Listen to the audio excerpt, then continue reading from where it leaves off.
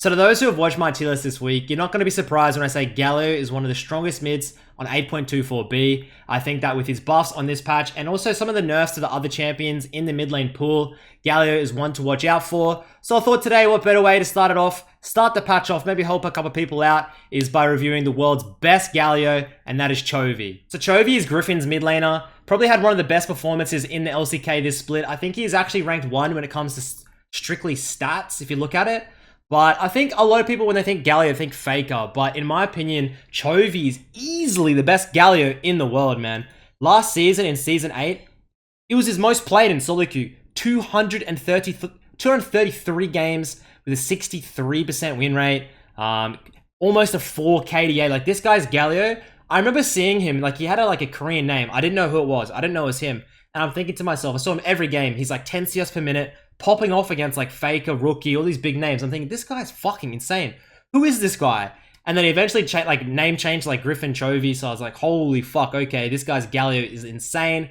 I've got to review a couple of his games. So I did. And I'm just blown away with how strong this champ was. I didn't realize what you could do with it until I watched these VODs and these replays. So without further ado, let's get into today's gameplay. Heading into the game now, quickly look at those runes. The Aftershock into Sorcery Secondary is pretty standard for the Galio right now. You don't need extra damage from things like Electrocute. You have high enough base numbers. Also, when you're building that AP, your AP ratios are just bonkers, so you're going to have enough damage. So the Aftershock is just going to allow you to get a lot more tanky in these team fights because you really want to be just like flashing in with the W and getting a lot of resistances. So you see there, he has a W start. This is because of an invade. You can see he has an assist. Usually going to be starting that Q on the Galio, maxing it out, followed by W max, then an E max finally. So just watch how he plays in the wave. Obviously, you want to utilize your passive, guys. Your passive is an AoE slam auto attack doing additional damage. So you'll see time and time after again, the Galio will Q the backline minion wave into an auto, and that's going to clear it in. One of the best things about Galio is his wave clear, his shove is so fucking good. So if you're into something like a Zoe, you can shove her in under tower, and she's going to struggle to pressure you in. So you see the Lee looking for a gank there. Just uses that W, gets out, dabs on the motherfucker. Cheeky. Dude, these two are good friends. They play each other all the time, and I always see them taunting each other. It's so fucked, but it's always nice to watch. So obviously he's versing Knight. Probably the two best upcoming mids right here in this matchup is Knight and Chovy. These two mids have probably, I'd say like they're the next big things, you know, like the next Rookie, the next Fakers, if you will. So we're going to see how they play it out. You see Chovy just hard shoving the Zoe in. She's going to be looking for like pokes and a little bit of Q harass, but he has the teleport. So the way teleport works in the mid lane is you can shove in early as possible. You can take a lot of harass. You want to kill through your potions, tick through their potions as well. And then you can teleport back to lane, get an item advantage. So Knight obviously knows he's going for the base there. Stops it out, chucks the emotes. So he's looking for the base here. He's probably wanting to teleport back as well. But he can't quite get it, decides against it. And he's going to come back into the wave. So you see here on the backline, Q into a passive proc on the auto. And the wave is cleared in. So Knight's looking a little bit aggro here, moving up. He has there's no ignite or flash. So Chovy actually goes, holy fuck, goes straight. Oh my, that's what I mean. Like, look at those base numbers. Do you know what I mean? He doesn't even have ignite. Like, he just simply W flashes into a Q auto with an E, and he gets him, pops him.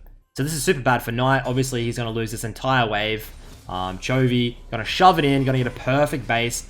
And also probably he won't need to burn the teleport to back to lane now. So he's going to have a massive lane lead.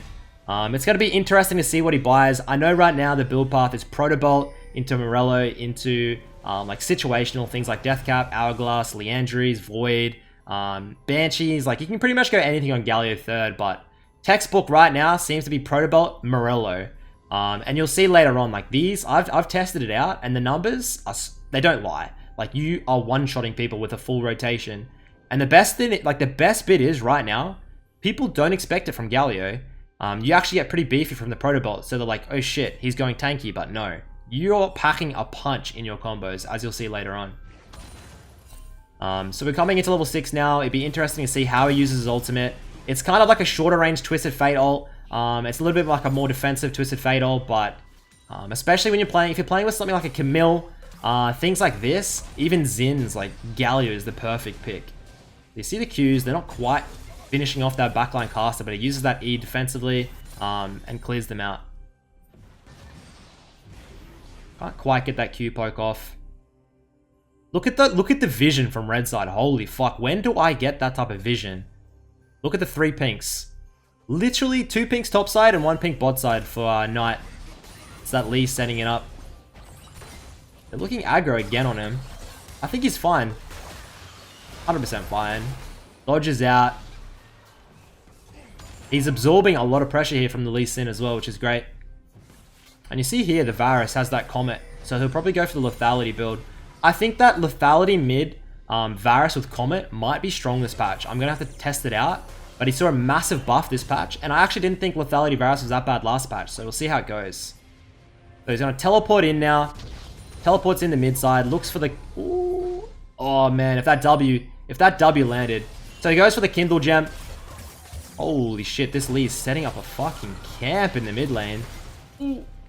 I think he'll drop here. I don't think there's a way out. Oh my god, they would be so tilted. So he goes for the Kindle Gem. This is something I like to do on things like Echo, things like Aatrox. It gives you a lot of health, but also the cooldown reduction is the most important bit. For champions that have high base numbers like the Aatrox and the Galio, like if you go for that CDR and the health early, you're so tanky, but you still pack a punch because you don't really, like, your base numbers on your Q are high enough and you're passive that you don't really need AP early on to really pressure in for the kills. So he shoves the wave, looks for the base in now. Actually, maybe, yeah, he's going to go for the second shove. Just because he knows Knight would have base. So he'll probably shove this next wave and then he'll recall. He knows he has a small window. So just watch how he clears the wave, guys. This is one of the most important things to look for when you're like watching like OTPs or like anybody. When you're looking to pick up a new champion, look at how they wave clear. Look at their combos and how they time the combos. Because these are the things you want to be copying. Whenever I'm doing like a VOD review or something, like especially like back when I was like a diamond player, I'd always look at the first 5 to 10 minutes of the landing phase and just looked at how they wave cleared, looked at how they comboed and be like, is this how I combo? Is this how I wave clear? Because maybe I'm not doing it efficiently. So obviously there he Qs, picks up most of the wave with an empowered auto and clears it out super quick. You can see here he's got the revolver now. And it's going to be interesting to see how much damage he's going to be throwing out. But you see here, like, Knight is a good player. He still has that 60 CS at like coming into 8 minutes. It's still online for 9 to 10 CS per minute. The Chovy actually had a nice freeze there, but he decides against it. I'm guessing he wants to shove so that he can use his ultimate on the side lanes, because obviously if you're shoved in, you can't really get to a side lane without being spotted. So now he's out of vision, so he can go onto the river, take control. Gonna clear this pink in, but like when you're playing these globals, the best for you to create pressure is for you to be off the map. You want to be not be showing, right? Because then like Knight, the Zoe is just spam pinging. Watch out, Galio has ultimate. Please care to the side laners, and they have to change their play around this. So just know that on things like the Twisted Fate, the Galio, you want to be out of vision a lot. It's going to be creating a lot of pressure. I think I read a Magi Felix comment about how he likes to do this. He likes to fake his roams very often, just to be off the map, just to create just pressure by just simply shoving and fake roaming and just sitting in a mid lane side rush. Chovy has the flash there, decides against it. Ooh, fucking hell, that Aatrox getting low. Wait, does Gragas have ultimate? He does. Oh, well played. I think they get the kill into the Lee. Fucking hell, he's doing a lot of damage. Aatrox lives. Does he live? No, he's dead, 100%. Unfortunate. The Zoe picks up the doubles. His team kind of entered there, but I mean, it wasn't that bad of a trade. He picks up another kill. He'll have enough for Proto Belt now. Besides against the base, he wants to clear up this wave and then hit a base. That Varus has a tier. What the I don't know about that tier. I don't think you need tier on Varus anymore. Look at that wave clear, man. Whenever I play Galio, like, right, I only have like 10 Galio games and it's just awkward for me to clear, but he has it down pat. The one thing that I noticed, and I was saying this earlier, like, I didn't know who Chovy was. He had a name that was like, he had like a Korean name and then he name changed like Mulachi or something in solo queue. And I always saw him in high elo games and he was playing a lot of Galio. And he averaged 10 CS per minute from 230 Galio games. So imagine in Korea how many like early, like how many games you had where it's like, okay, 15-minute GG, you've got like 50 farm, the game's over. Just know he, in 230 games, he averaged like 10 CS. Like, it's just absurd how he gets those numbers. But obviously he knows how to wave clear. He knows where to find farm. And that's probably why he had the best statistics when it came to the LCK season last split. You saw with his statistics, I think that's like a point score system or something. When it tallies together damage dealt with KDA. As we see him go topside, reacts into a topside gank. Uses that proto belt during Q, which is interesting. Picks up a kill, picks up a blue buff. Happy days for him. But yeah, as I was saying, like his statistics were so good. Obviously, he has like probably the best jungler in LCK as well, Tarzan. The best solo queue jungler as well, so that may affect it. But in all honesty, this guy's insane. I really expect big things from him within the next year or so. But also from Knight. Knight joined his team in the LPL called Top Gaming with Loken. So obviously there, like you see Chovy has Loken in his name backwards. They're obviously all friends, all these new up-and-comers, which is good to see. But Loken's been around for a while now, but he's always been kind of like... most people who know, like, they know about Loken when like you think about top 80 carries, but he's just never had a really good chance to shine. So we see what's going to happen with him in the LPL next split. Moving in here, getting some tower... oh shit, going hard in. Looking for some tower pressure. 12 kills to 7, favoring blue side. Gets caught up here. The one good thing about this matchup, yeah, is if you get bubbled by the Zoe, you wait, and then just before the bubbled sleep hits, you start your W channel and you can reduce some of the damage. So you just want to do that, and just in case the Zoe goes for all in, you can reduce a lot of damage. He's hit that 10 CS per minute mark at 12 minutes. Looking for some vision bot side. This Lee Sin's actually doing pretty well. He's 5-1. Mei Yu Dalong. I think I have seen this name quite often in high elo solo queue. Mei Yu Dalong. I think that might be a Chinese name. He might be an LPL player. Wouldn't be surprised. Base is in here for the Sork shoes, going for that damage. Don't be afraid. A lot of players might go for the Mercury treads here. He says, fuck that. Going hardcore damage, going for that penetration. Of course, when you hit the sorcery shoes, sorcery, fuck, and the Oblivion Orb, you have that 33 magic pen. You're doing pretty much true damage to people with no MR. And it's just going to be a good time onto the things like the Varus, onto things like Zoe. You don't really have time to itemize MR, especially at this stage of the game.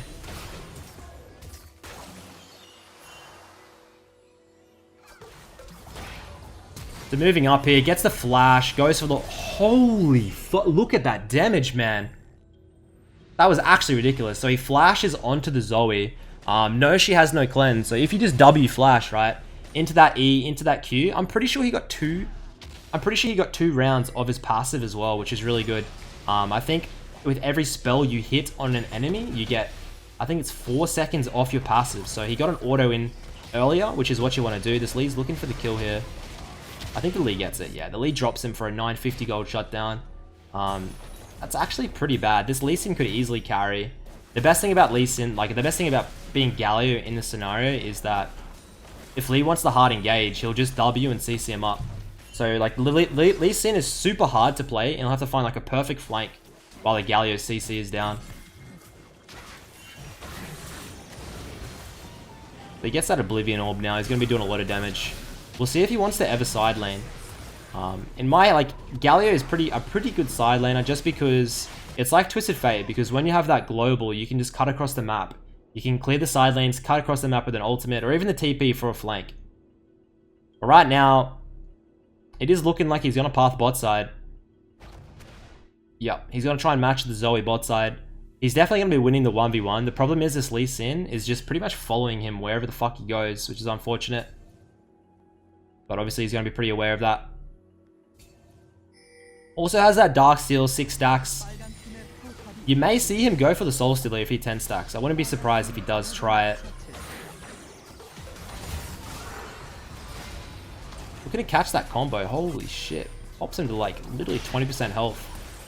I think he literally insta-QW'd, yeah? Just an insta-QW. So they're going to look to try and drop him down now. I think he does die. Gets caught up. Doesn't have the cleanse. As soon as you get Sleepy Bubble Troubled, you're gonna get dropped in, especially because Zoe's doing pretty much true damage at this point. When he lands that E.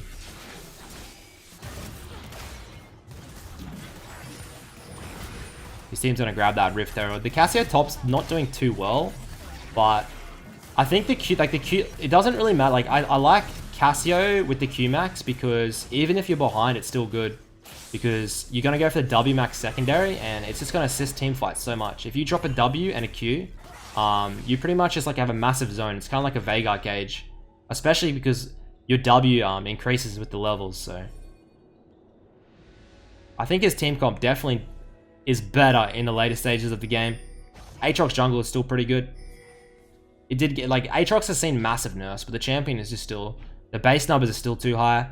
That's why I still put it in my S tier mids.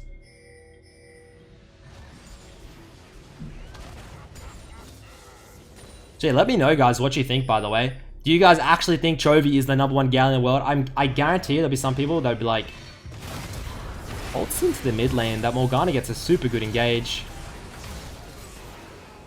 Picks up one kill there, but comes across with the ultimate. Yeah, I wonder what your thoughts is, guys, if Faker is better at Galio. Because Faker always has really good performances, but he doesn't just seem to spam it in solo queue. Like, it seems like this is literally like Chovy's pick. There's no way it's like it's his most played champion season 8. It has to be, yeah?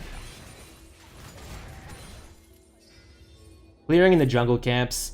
Your mana costs aren't that high on Galio. That's why you don't really need to go Rod into like Ludens anymore. I remember a lot of people used to go Ludens or Rod, or mainly Rod, but some people have been asking me like, why don't you go Ludens? But you just honestly don't need it. I'll throw that Q to KS it. Very nice KS. I like that. Throws that in, gets the base. He's going to have enough from Morello now. You'll probably see him drop into that. I mean, the bot side wave there's not really doing anything for him right now, so he'll probably run mid.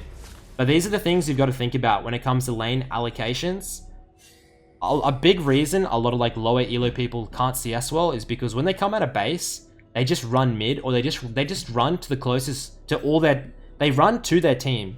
When they don't understand, like, when you run to your team, you're pretty much telegraphing that like you're gonna be sharing farm. You always want to find a spot by yourself in the mid game to make sure you're getting that like 9-10 CS per minute numbers. So obviously Chovy here has fallen off a bit, but you'll see him clear in bot side, a couple of jungle camps, and his numbers will be back up because he's kind of doing his own thing.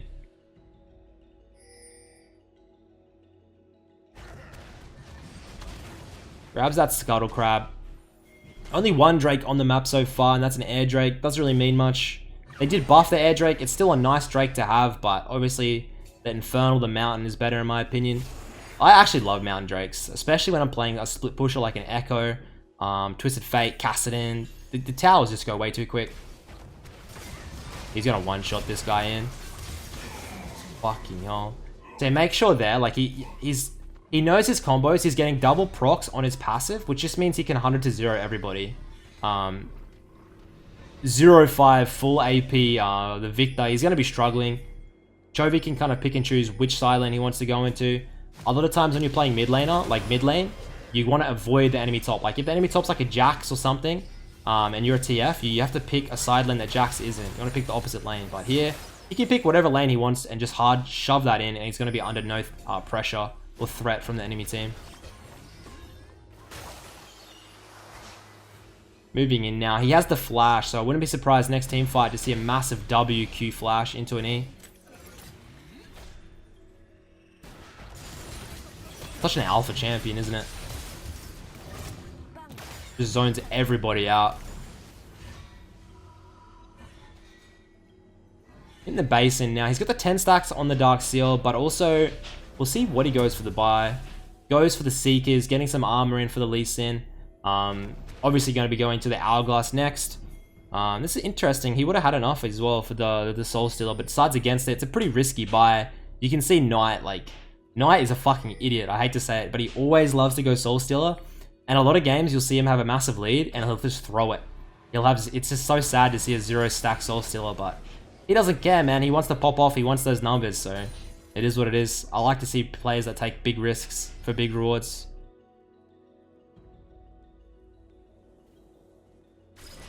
Top side moving in now. Doesn't matter. He has teleport, guys. If you don't have teleport, do not be in this position. You're going to have to run bot side. Teleporting in now, looking for the flank. Flanks in, has a look at the team fight. He does have his flash up, so we're going to see how he plays it. Ults. Boom. Ults to get out. Doesn't want to get caught up. It's a better position on the team fight. They don't actually get too much. The Victor's caught up here, though. I think he'll die. Boom. We'll see if he flash taunts the... See if he actually uses his flash. He probably doesn't need to. Assist. Very nice. Obviously, flash on the Galio is super important because it's going to make or break a mid-game team fight. So if you don't... If it's like flashing for 1 kill, it's probably not worth. You got to take like that Doper-esque ideology of holding your flash for like such an important game-changing moment. In saying that, if he just flashes now, I'd be so disappointed. Fucking idiot. Absolutely makes my point irrelevant. I don't think that's worth it. He's just proving a point. Baron's coming up. The flash hit is... Oh god, that triggers me so much, man. I think holding a flash for situations like in the next 5 to 6 minutes into the Baron is more important. Because if like you can flash onto the Lee Sin, it's going to be 100% a kill and it's going to be 100% Baron confirmed. Whilst getting that Gragas there, what does it net you? It just nets you like maybe 10 seconds more of map pressure. So anyways, he decides against it, moves into the Baron side, going to be dropping that Scuttle into the blue. Probably into the reset. I wouldn't be surprised if he has enough for the Hourglass now. Probably want to be selling that Doran soon. He's not getting much value out of the Doran. And you're going to be getting much more value if you just like sell Doran 3 pinks. I see a lot of people hold Dorans until like 40 minutes into, especially lower elo players who don't have the gold income to get the items. Sell your Dorans and just grab a bunch of fucking pinks. Does get that Soul Stealer. He's going to look for those 25 stacks. Doesn't sell the Dorans. I think selling Dorans here is actually definitely good because if you get 2-3 pinks, it just provides you so much control over that red side jungle of the enemy. And that's going to set you up for the Baron. It's going to set you up for picks. And the extra health and AP is pretty much irrelevant at this point. You've got plenty. He's straight into the Zoe. Good predict. See, he pops that W when he gets sleeped in just to avoid some damage. Doesn't have the flash, unfortunately. Caitlyn getting some big crits. Holy shit. Pops that Varus. Varus can't position well. So watch how he positions. He's right in the middle. Doesn't want to risk that Soul Stealer, you can tell. He's just waiting. He's just waiting and then looking to collect. I think he should get... Ooh, fuck, that Victor's quick, man. 14 sacks on the Soul Stealer. He can't even get the assist. Sad days.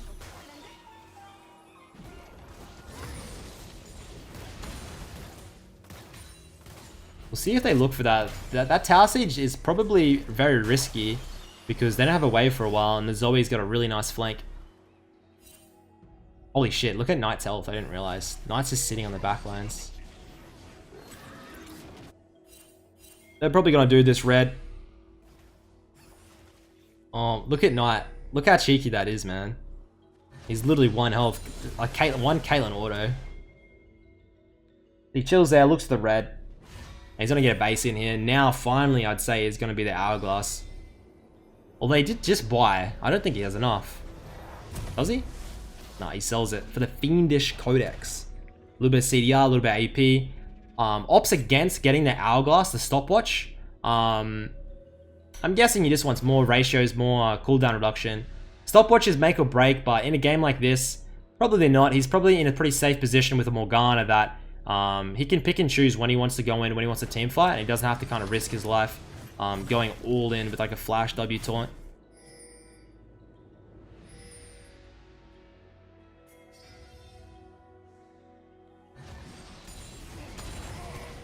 Up into the top side now, uses his E on the wave. Always be careful to save your E if you don't know where the enemy is. Like you see Knight and the Galio sitting here waiting for him. Look at the damage reduction. He doesn't give a single fuck. Look at that Q damage there. That Q damage onto both of them with those ratios is just absurd, yeah?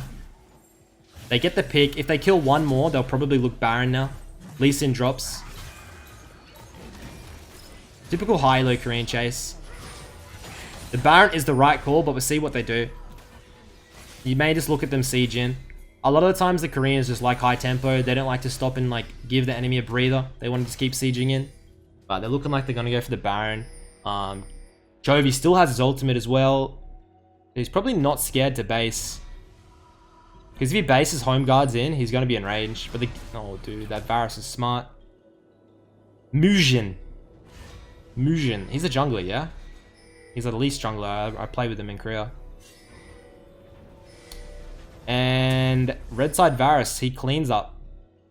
Varus gets a kill. Aatrox drops as well. Caitlyn gets a turnaround on the Victor, but no Baron, man. They cannot get the Baron. That's unfortunate. Because that Baron would have been game over. 100%. Into a Caitlyn siege, it's done. One thing that's interesting as well is the return of Caitlyn. Everybody right now is playing Caitlyn. Apparently it's pretty good. I haven't actually tried it again. But I used to play... My 80 carry Caitlyn used to be my autofill. And then I changed to Varus when that Caitlyn turned to shit. Bot side split now. Gets that Hourglass. So Hourglass on Galio is pretty underrated. It just means you can frontline Flash, Taunt, QE, then you Hourglass. It's kind of like, it's just essential to have it because a lot of the times you're frontlining, and if you get CC'd up or caught up in a bad position, it just gives your team a little bit of time to kind of catch up and save you.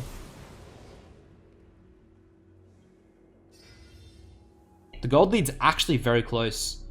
It may feel like 100% blue side win, but it's definitely not. Of course, Knight dies, so he has 0 stacks on that Soul Stealer, which is unfortunate. But the Varus poke and the threat of like a good Lee Sin kick, 100% could turn the game.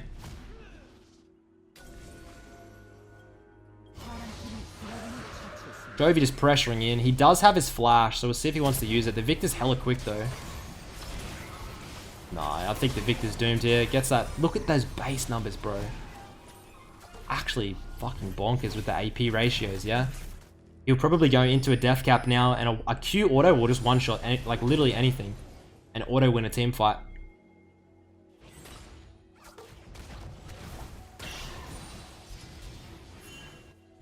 The E poke.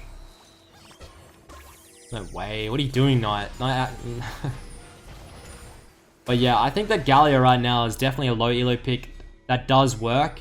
Mainly because in lower elos, people don't realize Galio does a lot of damage. So you're going to be picking out level 3, level 4 solo kills. And you're also just going to be providing like kind of like a fail-safe for your team. When they inevitably int onto like a tower dive or something, you can just ult across and save everybody.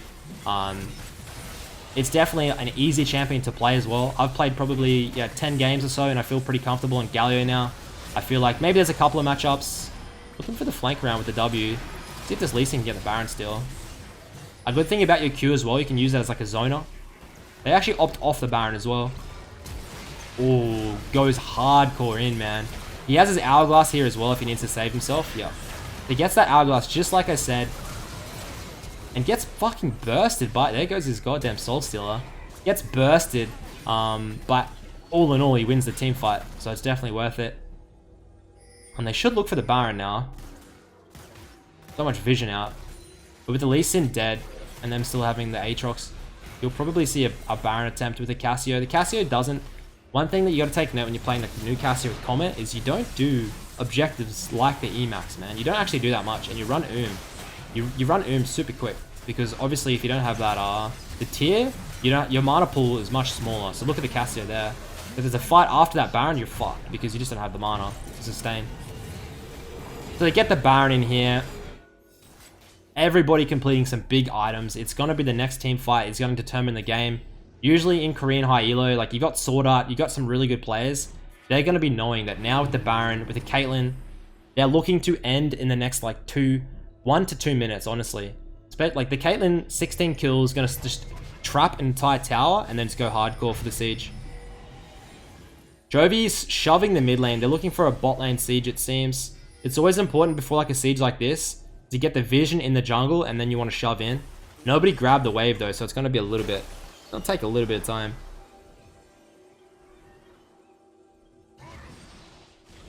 Just using that Q and trying to get a little bit of harass off.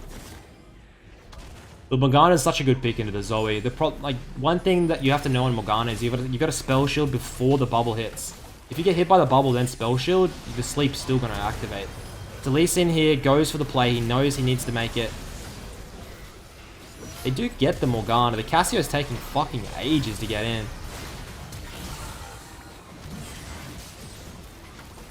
Chovy gets a pretty good engage. The Caitlyn's untouched, full health. They're just gonna run this game in now for sure.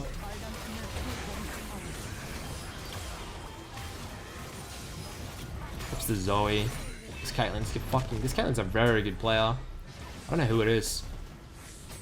But they siege in here. This is gonna be the game 100% with the Baron, guys. So hopefully if you have enjoyed this Galio review. I've honestly been reviewing a lot of Galios lately just because I want to get a pretty good Galio. It seems like Freelo.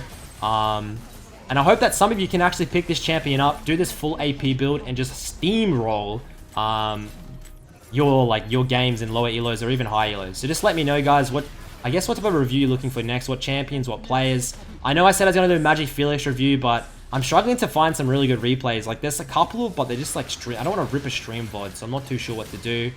But they're just trolling here with a fucking, look at this Nexus dive. Look at Caitlyn traps. The game ends, and that's it. I hope you guys enjoyed, and I guess I'll see you all next time. Peace.